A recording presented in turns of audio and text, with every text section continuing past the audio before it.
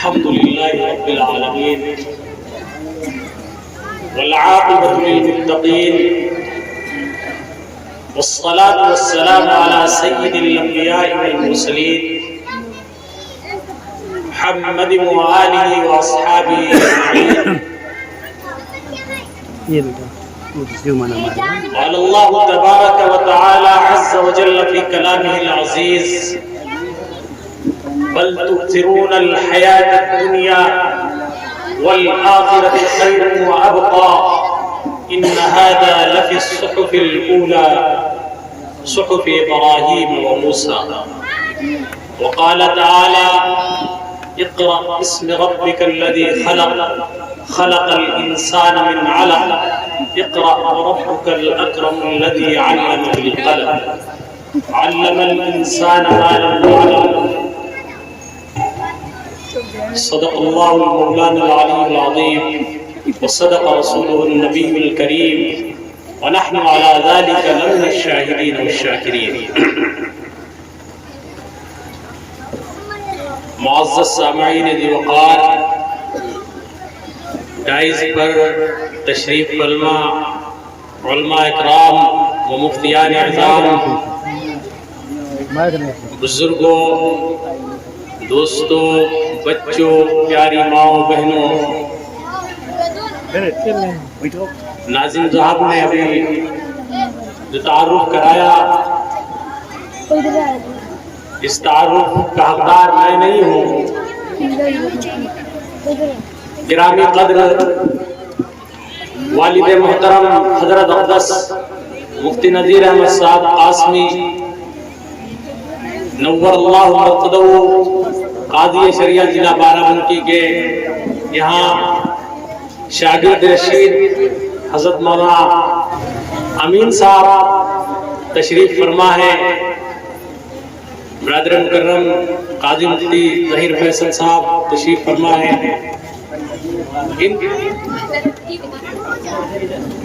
حضرت مولانا شمشیر صاحب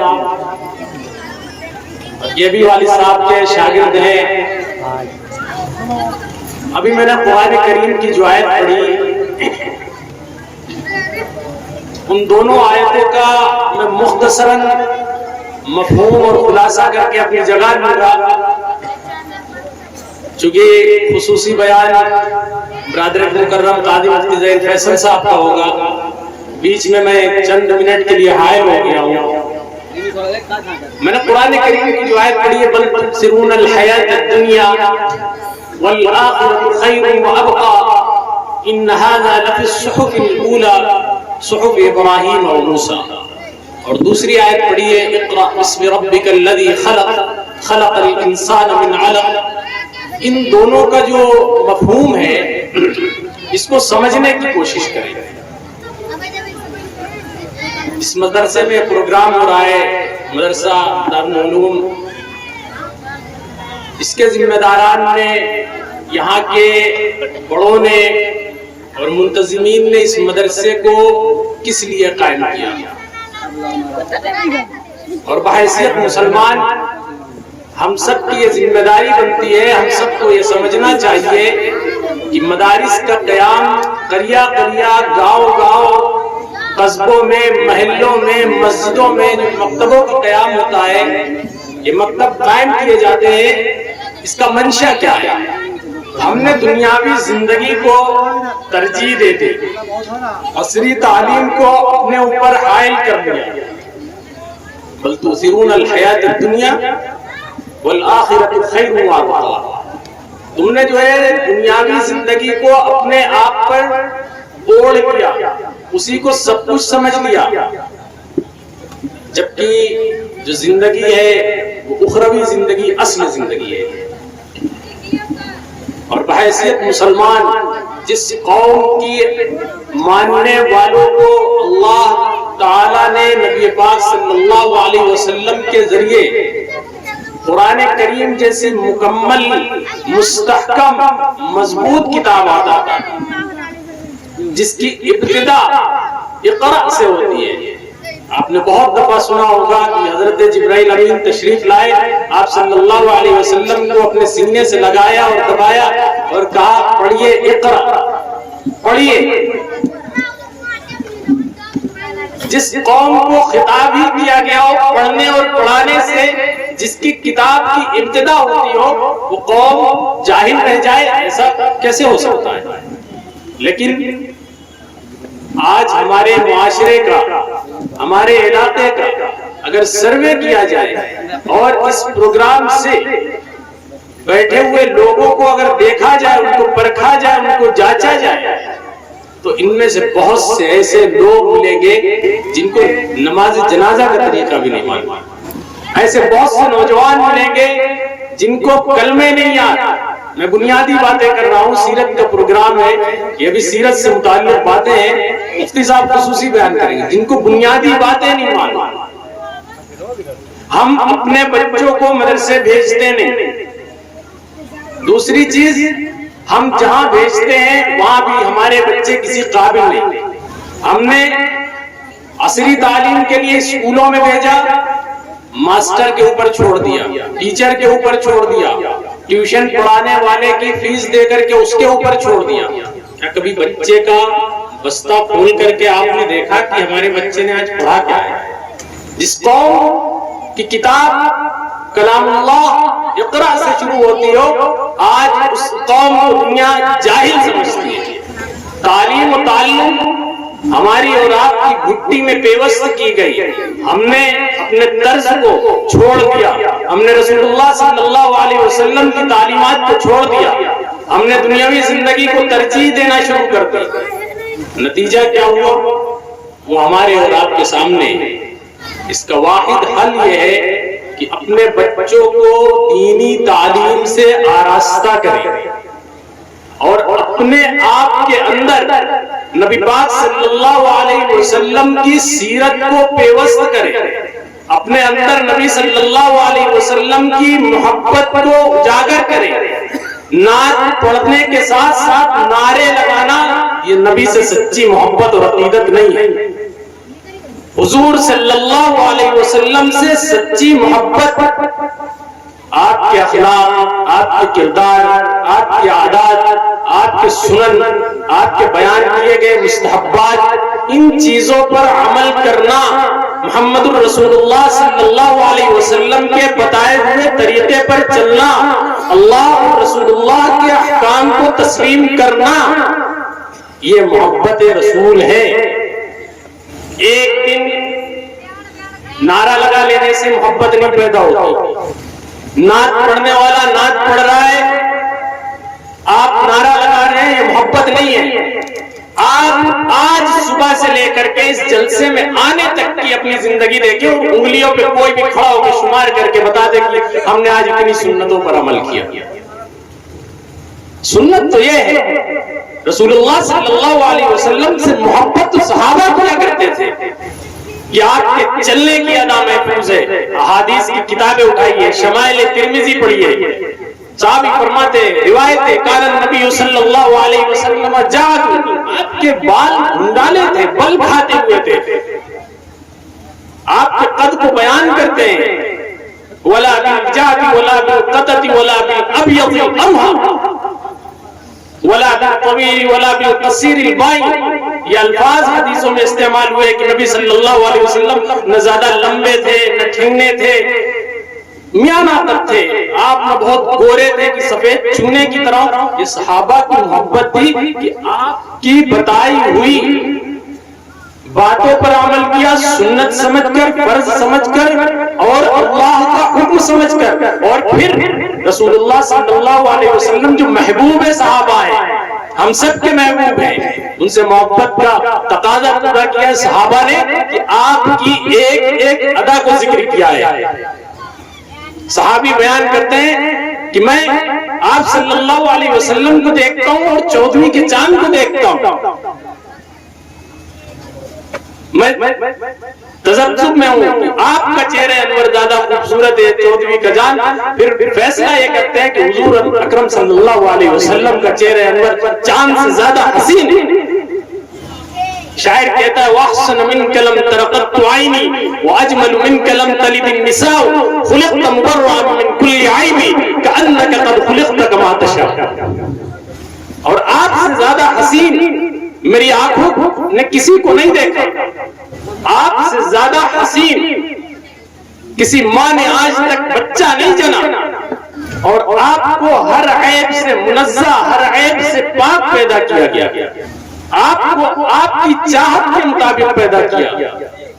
اس شعر کا خلاصہ ہے صحابہ اس طرح سے آپ صلی اللہ علیہ وسلم سے محبت کرتے تھے، آپ چلتے تھے تو اس انداز سے چلتے تھے، پیر اٹھاتے تھے تو اس طرح اٹھاتے تھے، رکھتے تھے تو اس طرح رکھتے تھے، آپ کنگھا کرتے تھے، ہر چیز میں دائیں جانب کو پسند کرتے تھے، جوتا پہننے میں دائیں پیر کا استعمال کرتے تھے، کنگھی کر کے مانگ نکالنے میں آپ دائیں جانب کا استعمال کرتے تھے، داہنے سے ہر چیز کو شروع کرتے تھے، اس پر وہ عمل کرتے تھے۔ رسول اللہ صلی اللہ علیہ وسلم پانی پیتے تھے بیٹھ کر کے پیتے تھے، یہ رسول اللہ صلی اللہ علیہ وسلم کی سچی اور پکی محبت۔ اور ہم آج کے مسلمان، ایک بات یہاں پر اور سمجھنا چاہیے کہ رسول اللہ صلی اللہ علیہ وسلم سے محبت کا طریقہ کیا ہو، مختلف علماء آئیں گے، مختلف لوگوں کی مختلف آراء ہوں گی، کوئی کہے گا ایسے کرو یہ عشق رسول ہے، کوئی کہے گا ایسے کرو یہ عشق رسول ہے۔ تو یہاں پر یہ سمجھنا چاہیے، اپنے دل سے پوچھیں کہ ہمیں کیسے کرنا چاہیے۔ طریقہ کسی غیر قوم سے تو مشابہت نہیں رکھتا ہے، کسی غیر مذہب والے تو ایسا نہیں کرتے جیسا ہم کر رہے ہیں، یہ طریقہ کسی غیر مذہب میں تو نہیں پایا جاتا ہے۔ تیز آوازوں کے ساتھ، میوزک والی نعتوں کے ساتھ، ڈانس کے ساتھ، اگر یہ کسی غیر کا طریقہ پایا جاتا ہے تو سمجھ جائے کہ یہ سنت طریقہ نہیں ہے، رسول اللہ صلی اللہ علیہ وسلم سے محبت کا طریقہ یہ نہیں ہے۔ دوسرا ضابطہ یہاں پر یہ سمجھے، عشق رسول کا دوسرا ضابطہ، اور اپنے آپ کو بٹھال کر کے سمجھا کر کے سناٹے میں بیٹھ کر کے اپنے آپ کو پرکھیں کہ رسول اللہ صلی اللہ علیہ وسلم سے محبت آپ صلی اللہ علیہ وسلم سے کی چاہت کے مطابق کی جائے۔ رسول اللہ صلی اللہ علیہ وسلم سے محبت آپ کی منشا کے مطابق کی جائے، وہ عشق رسول ہے۔ اور رسول اللہ صلی اللہ علیہ وسلم سے محبت اپنی منشا کے مطابق کی جائے، وہ بدعت ہے، گمراہی ہے، غیروں کا طریقہ ہے۔ محبت رسول دونوں میں پہلو پایا جا رہا ہے، دکھایا یہ جا رہا ہے کہ ہم عاشق رسول ہیں، لیکن اپنی مرضی کے مطابق ڈیجا بجا لیں گے، میوزک والی نعت بجا لیں گے، اس میں ہم تھرکنے لگیں گے، تو یہ ہماری اپنی مرضی ہے، اپنی خوشی ہے، ہم خوشی منا رہے تو منا رہے۔ تو ہم اپنی مرضی کے مطابق رسول اللہ صلی اللہ علیہ وسلم سے محبت کا اظہار کریں، یہ خلاف سنت ہے اور گناہ ہے۔ اور رسول اللہ صلی اللہ علیہ وسلم سے محبت آپ کی منشا کے مطابق، آپ کے صحابہ کے طریقے کے مطابق، بزرگان دین کے مطابق، اولیاء اللہ کے مطابق اگر ہم کریں گے تو یہ سچا عشق رسول ہے۔ آپ صلی اللہ علیہ وسلم سے محبت کا تقاضا کیا ہے؟ آپ صلی اللہ علیہ وسلم پر کثرت سے درود پڑھا جائے، درود کوئی بھی پڑھ لے، صلی اللہ علیہ وسلم سب سے چھوٹا درود ہے، اسے یاد کر لیں، پڑھتے رہیں، کام کرتے رہیں، پڑھتے رہیں، کھیتوں میں کام کریں پڑھتے رہیں، عورتیں آٹا سان رہی ہیں پڑھتی رہیں، سبزی کاٹ رہی ہیں پڑھتی رہیں۔ حضور علیہ السلام نے فرمایا اکثر الصلاۃ علیہ، مجھ پر کثرت سے درود پڑھو۔ اب کثرت سے درود پڑھنے کا فائدہ کیا ہو؟ نبی صلی اللہ علیہ وسلم کی ذات گرامی بلند ہے، برتر ہے، آپ صلی اللہ علیہ وسلم محبوب خدا ہیں، آپ پر درود پڑھنے کا فائدہ کیا؟ فائدہ یہ ہے کہ نبی صلی اللہ علیہ وسلم سے ہماری عقیدت اور محبت برقرار رہے گی، دنیاوی اور اخروی دونوں فائدے۔ درود پڑھنے کا دوسرا فائدہ اخروی کیا ہے؟ وہ یہ ہے کہ رسول اللہ صلی اللہ علیہ وسلم نے ارشاد فرمایا کہ من صلی علیہ واحدۃ صلی اللہ علیہ عشرہ، یہ حدیث ہے کہ جو مجھ پر ایک مرتبہ درود پڑھتا ہے اللہ اس پر 10 مرتبہ رحمت کاملہ بھیجتے ہیں، اس پر 10 رحمتیں بھیجتے ہیں۔ حضور صلی اللہ علیہ وسلم پر درود بھیجنے کا مطلب یہ ہے اگر آپ اپنی اپنی جانب اللہ رب العزت کو متوجہ کرنا چاہتے ہیں. یہ تو اللہ تعالیٰ ساری کائنات کو بیک وقت دیکھتے ہیں، لیکن اللہ رب العزت کی خصوصی توجہ چاہتے ہیں. ایک مرتبہ نبی پاک صلی اللہ علیہ وسلم پر درود پڑھیں، اللہم صلی علی سیدنا و مولانا محمد وعلی آل سیدنا و مولانا محمد وبارک وسلم. اللہ رب العزت نے 10 رحمتیں آپ پر بھیج دی. درود جس نے پڑھا اللہ رب العزت اس کی جانب متوجہ ہو گئے، ایک خصوصی توجہ. اور یوں تو اللہ رب العزت ساری کائنات کو بیک وقت دیکھتے ہیں. دوسری چیز، اللہ رب العزت عبادت سے منزہ ہے، اللہ کی عبادت کی جائے گی، لیکن اللہ رب العزت کسی کی عبادت نہیں کریں گے، نہ کیا ہے نہ اور ایسا سوچنا چاہیے، نہ ایسا ممکن ہے. خلاصہ یہ کہ اللہ رب العزت عبادت سے منزہ ہے، پاک ہے. عبادت اللہ رب العزت نہیں کریں گے، اللہ کی عبادت کی جائے گی. لیکن جب قرآن کریم پڑھیں گے اور جمعہ کی نماز اکثر لوگ پڑھتے ہیں، خطبے میں خطیب کیا پڑھتا ہے؟ ان اللہ وملائکتہ یصلون علی النبی یا ایھا الذین آمنوا صلوا علیہ وسلموا تسلیما. درود کیا ہے؟ ہم پڑھیں گے تو یہ عبادت کی قبیل سے ہوگا، عبادت ہوگی ہمارے لیے. حضور پر درود پڑھنا کیا ہے؟ ہمارے لیے عبادت ہے. لیکن اللہ تعالیٰ نے اس آیت کے اندر یہ بتایا کہ ان اللہ بلا شبہ یقیناً اللہ تعالیٰ وملائکتہ اور اللہ کے ملائکہ یصلون علی النبی آپ صلی اللہ علیہ وسلم پر رحمتیں بھیجتے ہیں. یہ عمل کون کرتا ہے؟ اللہ رب العزت درود بھیجتے ہیں، رحمتیں بھیجتے ہیں. یا ایھا الذین آمنوا صلوا علیہ وسلموا تسلیما. اے ایمان والو، نبی پاک صلی اللہ علیہ وسلم پر درود اور سلام بھیجو. ایمان والو، نبی صلی اللہ علیہ وسلم پر درود اور سلام بھیجو. تو پتہ یہ چلا کہ عبادات میں سے ہماری ایک عبادت ہے درود. اللہ تعالیٰ بھی یہ کام کرتے ہیں، اور قرآن نے اس چیز کا تذکرہ کیا کہ اللہ اور ملائکہ حضور پر درود بھیجتے ہیں، رحمتیں بھیجتے ہیں. یہ کام صرف اللہ تعالیٰ، خصوصی محبت یہ اللہ کی رسول سے. اس طرح کے تو بے شمار واقعات ہیں.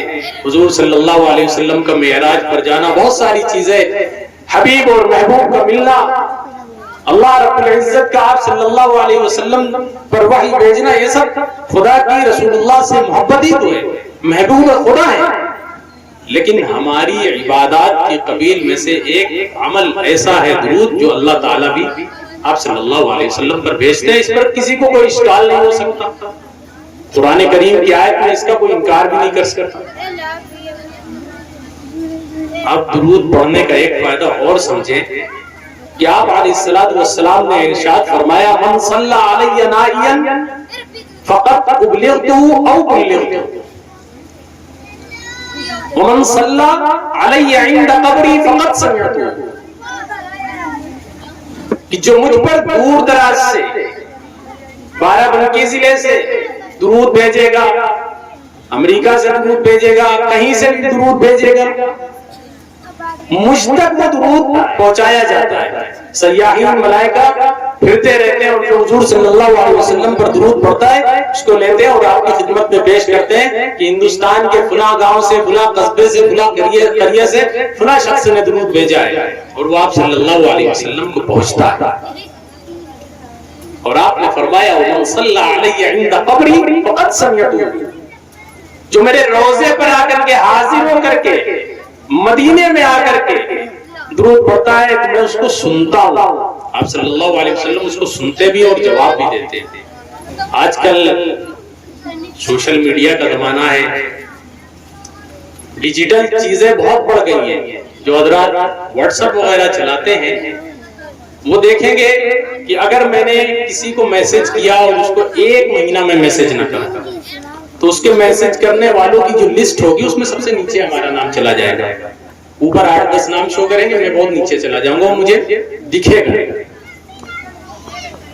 اور اگر میں روز آپ کو میسج کروں تو سب سے پہلے نمبر پہ ہمارا میسج ہوگا. دیکھیں گے کہ فلاں صاحب کا میسج آیا ہوا ہے. یہی حال ہمارے درود پڑھنے کا ہے. آپ مت پڑھیں درود. حضور صلی اللہ علیہ وسلم کی شان اقدس میں کوئی فرق پڑنے والا نہیں. بالکل نہ پڑھیں. یہ آپ کی بدبختی ہوگی, ہماری بدبختی ہوگی, ہماری بدنصیبی ہوگی کہ ہم برائے نام عاشق رسول ہیں.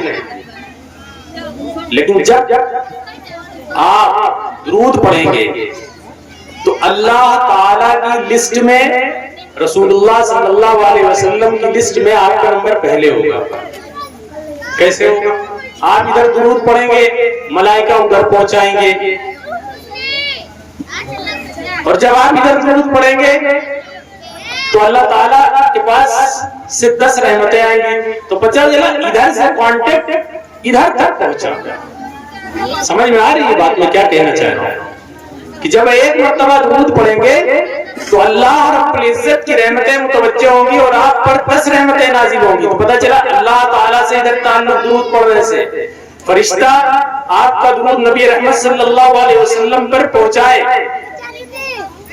تو ادھر کانٹیکٹ میسج کس کو گیا؟ رسول اللہ صلی اللہ علیہ وسلم کو گیا نا. تو اللہ کی رحمتیں حاصل کرنا چاہتے ہوں, رسول اللہ صلی اللہ علیہ وسلم کی محبت حاصل کرنا چاہتے ہوں, درود سے اچھا کوئی عمل نہیں. شاید کہ ہماری بات سمجھ میں آ گئی ہوگی اور نوجوانوں کو قاعدے سے سمجھ میں آ گئی ہوگی. مثال ڈیجیٹل ہے نا ان کے اعتبار سے, لہذا ہم میں سے ہر ایک کو چاہیے کہ اللہ کا ذکر کیا کرے, رسول اللہ صلی اللہ علیہ وسلم کا ذکر خیر کیا کرے, آپ کے صحابہ کا ذکر کیا کرے, اور اپنے بچوں کو قرآن کریم کی تعلیم سے آراستہ کرے. اپنے بچوں کو رسول اللہ صلی اللہ علیہ وسلم کی سنت سے آراستہ کرے. ورنہ جو ہمارے 60 سال کے یہاں بزرگ دکھ رہے ہیں وہ داڑھی والے, اس کے بعد والے اس سے نیچے درجے کے, اس کے بعد والے اس کے بعد پہچاننا مشکل ہو جائے گا کہ اس کا نام کیا ہے, اس کو سلام کروں یا کچھ اور کروں. مسلمان حیت دیکھنی چاہیے, دیکھنے والا یہ سمجھ جائے کہ سامنے سے مسلمان آ رہا ہے اور پہلے سے لڑ ہو جائے کہ اس کو سلام کرنا ہے. آج ہم نے عشق کے خوب دعوے کیے لیکن ہمارا عمل نہیں ہے, ہم اس چیز پر عمل نہیں کرتے. زبانی محبت کے دعوے ہیں, کرنے کی باری آتی ہے یہ ہوتا ہے ابھی عمر کیا ہے, کر لیں گے انشاءاللہ اگلے جمعے سے کر لیں گے. اگر کسی سے نماز پڑھنے کو کہہ دو تو انشاءاللہ آپ جمعے کو نہ آئیں گے, جمعے سے نماز شروع ہوگی. یہی تو ہوتا ہے. کیا پتا کہ جمعہ تک آپ باقی رہ نہ رہے, ابھی ارادہ کیا اور آپ گزر گئے دنیا سے, پھر کیا ہوگا؟ قبروں پر یہ لکھا نہیں ہوتا ہے قبرستان میں کہ صرف قبرستان میں بوڑھے آئیں گے, بچے بھی جا سکتے ہیں, جوان بھی جا سکتے ہیں, کوئی بھی جا سکتا ہے. کسی شاعر نے کہا ہے باپ اور بیٹا پہلے آئے تو پھر پوتا آتا ہے, آنے میں ترتیب ہے لیکن جانے میں ترتیب نہیں. ترتیب سے آئیں گے تو دادا ہوگا, بیٹا ہوگا, پھر پوتا ہوگا, لیکن تینوں موجود ہوں ان میں تو پوتا بھی پہلے جا سکتا ہے, بیٹا بھی پہلے جا سکتا ہے, ہو سکتا ہو دادا چلے جائے. لہذا قبرستان میں یہ نہیں لکھا ہوتا ہے کہ آپ بعد میں آئیں گے. لہذا اکثر لوگ ایسے ہیں جو دل کی بے چینیوں, الجھنوں کا شکار رہتے ہیں, پریشانیوں کا شکار رہتے ہیں, ذہنی سکون نہیں رہتا ہے. انسان کے اندر 2 چیزیں, ایک روح اور دوسرا یہ گوشت, اس ہڈی سے بنا ہوا جسم. اس کے اندر جب تک روح کا سلسلہ جسم سے جڑا ہوا ہے تو انسان چلتا پھرتا ہے. انسان جب سیب کھاتا ہے, اچھی غذائیں کھاتا ہے, اخروٹ بادام کاجو کھاتا ہے, یہ سب چیزیں کھاتا ہے تو اس کا جسم صحت مند ہوتا ہے, تقویت ملتی ہے, باڈی بنتی ہے, بنتی ہے نا بنتی ہے. لوگ اپنی صحت کا خیال رکھتے ہیں. اس جسم کے اندر جو ہے روح, اس کی غذا کیا ہے؟ اس کی غذا اللہ کا ذکر ہے. اور یہ جو الجھنیں ہوتی ہیں نا, رونے لگتے ہیں, سوسائڈ کرنے کا من کرتا ہے, گھر سے بھاگ جائیں, کوئی کام نہیں کرنے کا دل کرتا ہے, کام میں جا رہے ہیں من نہیں لگتا ہے, وہاں سے بھاگ آ رہے ہیں, ادھر ادھر کے جو چکر لگاتے رہتے ہیں اس کی وجہ یہ ہے کہ آپ کھانا تو کھا رہے ہیں، جسم کو طاقت پہنچ رہی ہے، آپ کی روح کی غذا نہیں مل رہی. اور روح کی غذا کیا ہے؟ اللہ رب العزت کا ذکر ہے. جب روح بے چین ہوگی تو آپ کہاں سکون سے رہ سکتے؟ چاہے جتنے موٹے ہو جائیں، ہوتے جائیے، سیب کھا لیجئے، ڈاکٹر سے دوائیں لے لیجئے، ٹانک لے لیجئے، الجھن نہیں ختم ہوگی. کیوں؟ جسم تو بنا رہے ہیں لیکن روح آپ کی بھوکی ہے، اس کو بھوک لگی ہوئی ہے، اس کو جو کھانا چاہیے وہ مل نہیں رہا ہے. تو روح کی غذا جو ہے وہ ذکر ہے. اور ذکر قرآن کریم پڑھنا یہ ذکر ہے، رسول اللہ صلی اللہ علیہ وسلم پر ذکر، درود پڑھنا یہ ذکر ہے. اتل ما اوحی الیک من الکتاب واقم الصلاۃ ان الصلاۃ تنہی عن الفحشاء والمنکر ولذکر اللہ اکبر. اور اللہ کا ذکر کیا ہے؟ 21ویں پارے کی پہلی آیت میں ہے کہ اللہ کا ذکر بہت بڑی چیز ہے. دوسری جگہ اللہ تعالیٰ کا ارشاد ہے الذین آمنوا وتطمئن قلوبهم بذکر اللہ الا بذکر اللہ تطمئن القلوب. الذین آمنوا، وہ لوگ جو ایمان لائے، تطمئن قلوبهم بذکر اللہ، اطمینان قلب حاصل کرنا چاہتے ہیں، سکون حاصل کرنا چاہتے ہیں، ٹینشن فری ہونا چاہتے ہیں. بذکر اللہ، اللہ کے ذکر سے اپنی غذا کو تقویت پہنچائیں، ٹینشن فری ہو جائیں. الا بذکر اللہ تطمئن القلوب. اللہ تعالیٰ نے آگے خود فرمایا کہ کیا خوب ہے، اس کی تعریف کی ہے، کیا خوب ہے اللہ کا جو ذکر ہے. تطمئن القلوب، دلوں کو اطمینان بخشتا ہے. کھانا تو کھا لیا، فروٹ کھا لیا، صحت بنا لی، لیکن ہماری روح بھوکی ہے. تو یہ چیزیں آپ کی الجھنوں کا، جو آپ الجھن کا شکار رہتے ہیں، اس کی سب سے بڑی وجہ یہی ہے کہ آپ کی روح بھوکی ہے اور آپ اپنی روح کو ذکر اللہ سے اس کی پیاس نہیں بجھا رہے. اس وجہ سے یہ آپ کی پریشانی ہے. لہذا خلاصہ یہ ہے کہ اللہ کا ذکر کریں، نمازوں کی پابندی کریں، رسول اللہ صلی اللہ علیہ وسلم سے سچی اور پکی محبت کا تقاضا یہ ہے کہ آپ پر کثرت سے درود بھیجیں. اور جو میں نے ایک جملہ کہا کہ محبت کا جو تقاضا ہے وہ رسول اللہ صلی اللہ علیہ وسلم کی منشا کے مطابق، آپ کی چاہت کے مطابق آپ سے اظہار محبت کیا جائے وہ عین سنت ہوگا. اپنی منشا، اپنی چاہت کے مطابق آپ سے محبت کا اظہار کریں گے وہ عین بدعت ہوگا. لہذا اس سے اجتناب کرنا چاہیے. اور آپ کا دل بہترین مفتی ہے، آپ اس سے پوچھیں استفتی قلبک فإن القلب خیر مفتی. بہترین مفتی اپنے دل سے جب کوئی کام کرنے چلے نا، اس سے پوچھیں میں یہ کرنے جا رہا ہوں، فلاں چیز میں شرکت کرنے جا رہا ہوں، جاؤں کہ نہ جاؤں.